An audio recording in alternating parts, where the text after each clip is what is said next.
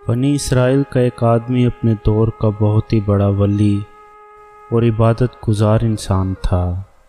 اسی علاقے میں ایک گھر میں 3 بھائی اور ایک بہن رہتے تھے۔ تینوں بھائیوں کو اچانک کہیں جانا پڑ گیا۔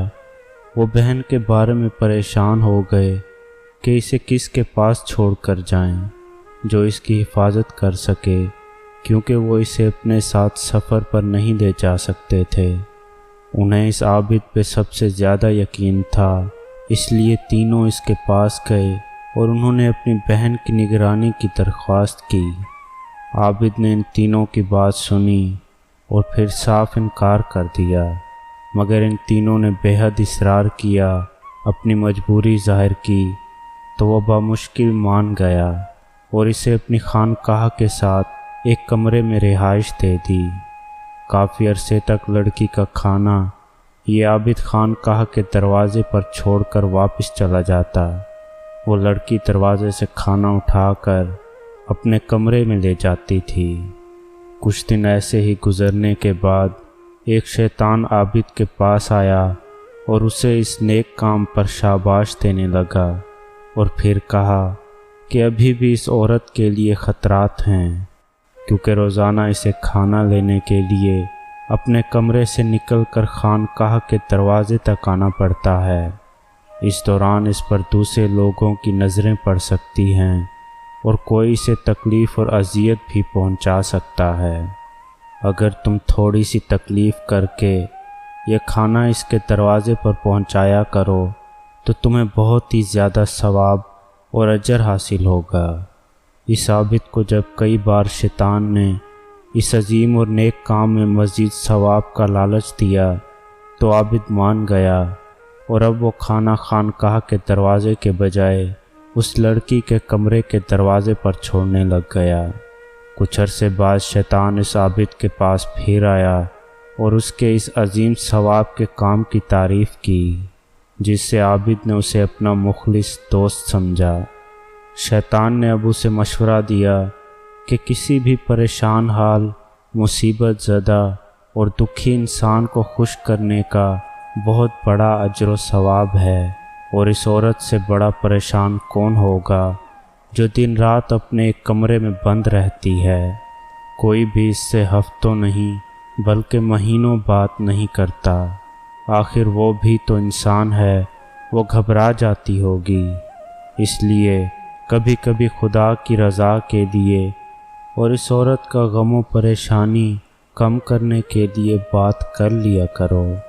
عابد کے دل میں شیطان کی بات اتر گئی کہ واقعی ایک تنہا عورت مہینوں کسی سے بات نہ کرے ضرور پریشان ہوتی ہوگی۔ اب وہ روزانہ خانقاہ کی کھڑکی سے ہی لڑکی کا حال حوال پوچھ لیتا اور کچھ بات کر لیا کرتا تھا۔ کچھ عرصے بعد شیطان پھر ایک خیر خواہ کے روپ میں آ گیا اور عابد سے کہنے لگا، ظاہر بات ہے تم یہ سب کچھ ثواب کے لیے کر رہے ہو، تو پھر لڑکی سے تھوڑی دیر کے لیے بات کرنے کی بجائے خانقاہ کے دروازے پر اس عورت کے قریب بیٹھ کر بات کر لیا کرو، کیونکہ کھڑکی سے بات کرنے میں اونچی آواز میں بولنا پڑتا ہے اور گرجا میں اتنا بلند آواز سے بولنا اچھا بھی نہیں۔ عابد کو یہ دینی مسئلہ بھی سمجھ آ گیا۔ اب اس عورت سے اپنے گرجا کے دروازے پر کچھ دیر کے لیے باتیں کر لیا کرتا تھا۔ پھر کچھ ہی دنوں بعد شیطان اپنے شیطانی مشن کی تکمیل کے لیے عابد سے کہنے لگا کہ اس عورت کو گرجا تک آنے اور جانے میں بھی تکلیف ہوتی ہوگی، اور ویسے بھی ایسے میں دوسرے غیر متعلقہ لوگوں کی نظر اس پر پڑتی ہوگی۔ یہ شرعی اعتبار سے غلط ہے۔ عورت کو گھر سے باہر نہیں نکلنا چاہیے، اس لیے اس کے کمرے کے دروازے پر بات کرنا زیادہ بہتر ہوگا۔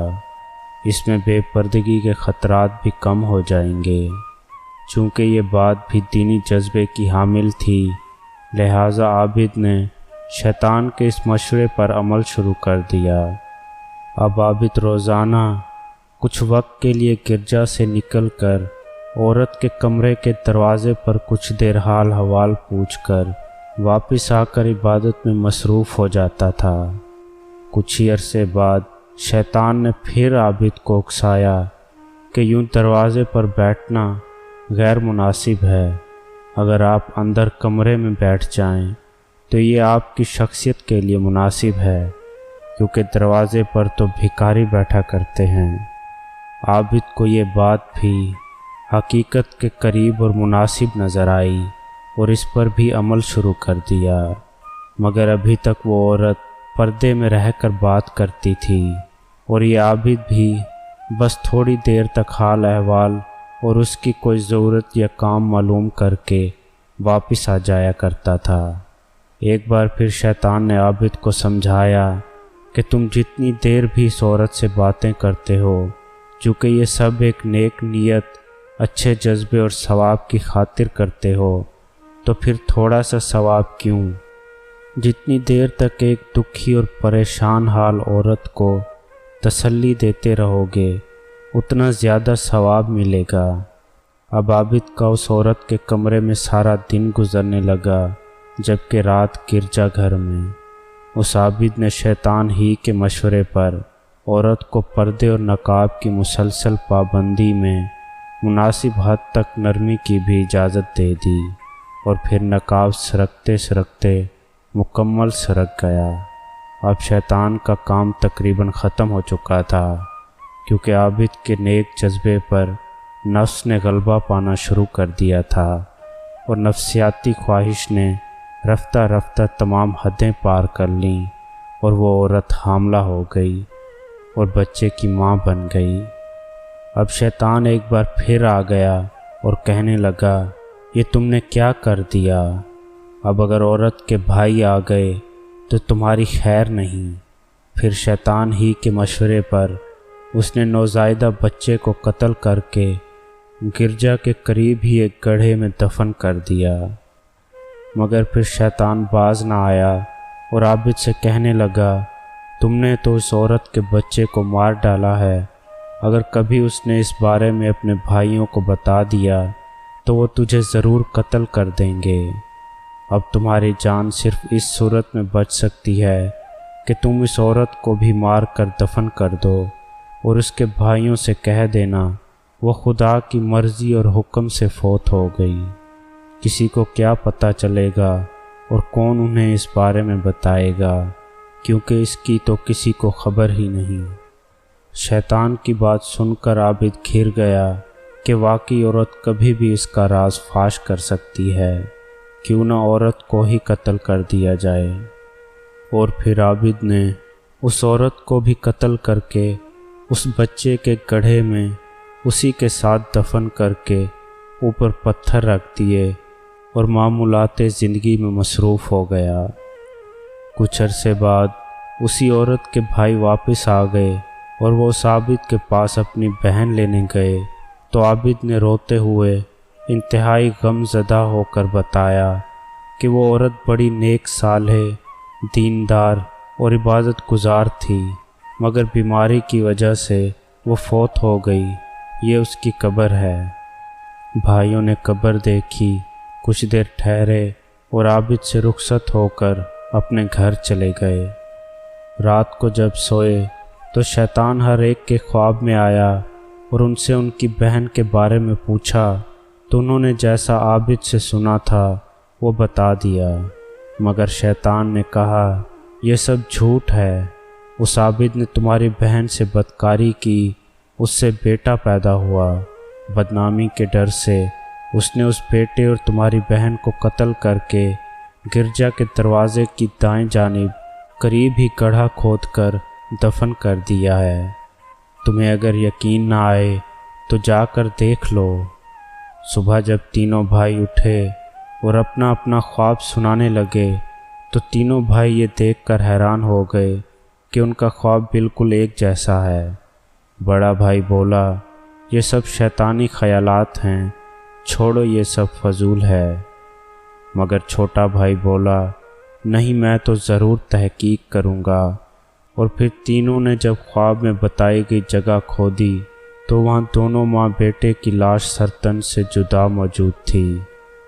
اور پھر عابد کو بھی اپنے گناہ کا اقرار کرنا پڑا، اور اس جرم پر لوگوں نے اسے سولی پر لٹکانے کا فیصلہ کر لیا۔ جب اس عابد کو سولی پر لٹکایا جانے لگا تو شیطان ایک بار پھر اس کے پاس آیا اور اس سے پوچھنے لگا کہ کیا تم مجھے جانتے ہو؟ تو عابد نے نفی میں جواب دیا۔ شیطان بولا، میں وہی ہوں جس نے تجھے یہاں تک پہنچایا، اور آج تو خود بھی ذلیل اور رسوا ہو گیا ہے اور تمام دوسرے عابدوں اور راہبوں کو ذلیل کر دیا ہے۔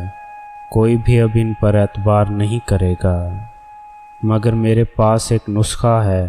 اگر تو میری بات مان لے تو میں ان آنکھوں میں دھول جھونک کر تجھے بچا بھی سکتا ہوں۔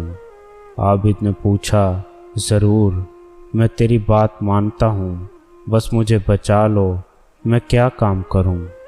شیطان بولا، بس ابھی اس حالت میں تم مجھے ایک سجدہ کر دو، میں ابھی اور فوراً تمہیں بچا لیتا ہوں۔ اور پھر عابد شیطان کو سجدہ کر کے مذہب سے خارج اور کافر ہو گیا۔ شیطان یہ دیکھتے ہی بھاگ نکلا اور کہنے لگا، مجھے خدا تعالیٰ سے ڈر لگتا ہے۔ دوستو، اس واقعے کے بارے میں قرآن کریم کی سورہ حشر کی آیات 16 اور 17 میں فرمایا گیا ہے۔ ترجمہ: جیسے شیطان جب انسان سے کفر کروا لیتا ہے تو کہتا ہے کہ میں تجھ سے بیزار اور الگ ہوں، کیونکہ میں خدا رب العالمین سے ڈرتا ہوں، پھر ان دونوں کا انجام ہمیشہ کی آگ ہے اور یہی ظالموں کا بدلہ ہے۔